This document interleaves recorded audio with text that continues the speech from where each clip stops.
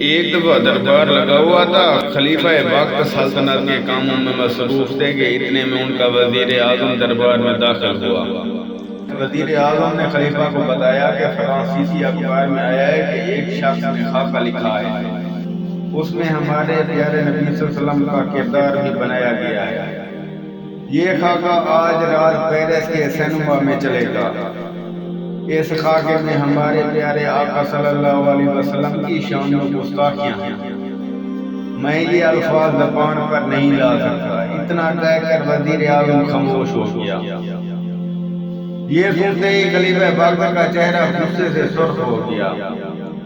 وہ فخر کونین صلی اللہ علیہ وسلم کی شان میں گستاخیاں کریں گے۔ اگر وہ میرے بارے میں کوئی بکواس کرتے ہیں تو مجھے کوئی غم نہیں، لیکن اگر وہ میرے دین اور میرے رسول صلی اللہ علیہ وسلم کی شان میں گستاخی کریں تو میں جیتے جی مر جاؤں گا۔ میں تلوار اٹھاؤں گا، یہاں تک کہ اپنی جان اپنے آقا پر فدا کر دوں گا، چاہے میری گردن ہی کیوں نہ کٹ جائے یا میرے جسم کے ٹکڑے ٹکڑے ہو جائیں، تاکہ کل بروز قیامت رسول صلی اللہ علیہ وسلم کے سامنے مجھے شرمندگی نہ ہو۔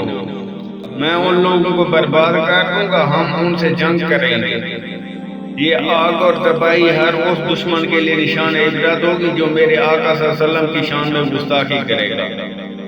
خلیفہ وقت نے غصے سے کہا، ہم ان سے جنگ کریں گے اور یہ بھی ممکن نہیں کہ ہم اپنے دفاع سے پیچھے ہٹ جائیں۔ ابھی اسی وقت فرانسیسی سفیر کو حاضر کرو۔ خلیفہ نے وزیر اعظم کو حکم دیا۔ جو حکم میرے آقا کہتے ہوئے وزیر اعظم دربار سے چلا گیا۔ جیسے ہی فرانسیسی سفیر دربار میں حاضر ہوا تو خلیفہ نے کہا، سفیر صاحب، ہم اپنے آقا صلی اللہ علیہ وسلم سے بہت زیادہ محبت کرتے ہیں، اسی وجہ سے ان سے محبت کرنے والے ان پر اپنی جان کو قربان کرتے ہیں، اور مجھے بھی کوئی تردد نہیں، میں اپنے آقا صلی اللہ علیہ وسلم پر جان قربان کرتا ہوں۔ ہم نے سنا ہے کہ آپ نے ایک سینما میں خاکہ بنایا ہوا ہے جو ہمارے نبی صلی اللہ علیہ وسلم کی توہین پر مبنی ہے۔ میں بادشاہ ہوں، بلقان کا، عراق کا، شام کا، لبنان کا، حجاز کا، دارالحکومت کا، میں خلیفہ اسلام ہوں۔ اگر تم نے اس خاکے کو نہ روکا تو میں تمہاری دنیا کو تباہ کر دوں گا۔ اور غصے سے وہ اخبار سفیر کی طرف اچھال دیا۔ خلیفہ وقت نے اپنے وزیر اعظم سے کہا، اے پاشا، لکھو فرانسیسیوں کو کہ اسلام کے خلاف کارروائیاں حد سے تجاوز کر چکی ہیں۔ فرانسیوں کی اسلام کے خلاف کارروائیاں حد سے تجاوز کر چکی ہیں۔ ہم پھر بھی پاس ادب رکھے ہوئے ہیں، لیکن اب ہمارے صبر کا پیمانہ لبریز ہو چکا ہے۔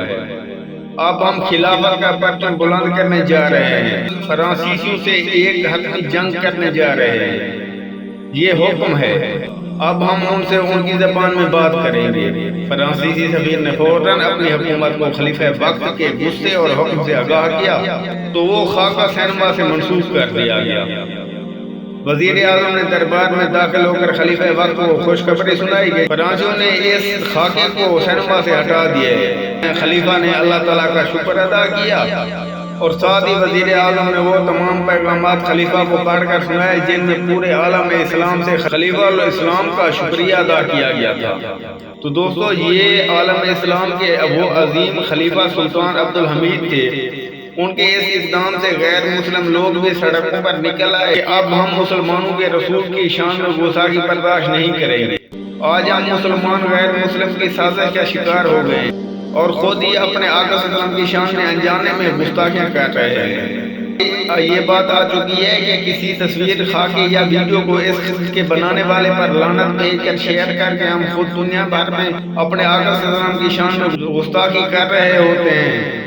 تو دوستو، اب ہمیں یہ تہیہ کر لینا چاہیے کہ ہم اب اس سازش کا شکار نہیں ہوں گے۔ ہم بھی خلیفہ اسلام کی طرح اپنے آقا صلی اللہ علیہ وسلم کے سچے غلام بنیں گے۔ دوستو، امید کرتے ہیں ہماری آج کی ویڈیو آپ کو پسند آئی ہوگی۔ اگر ویڈیو پسند آئی ہے تو اپنے دوست احباب کے ساتھ ضرور شیئر کریں۔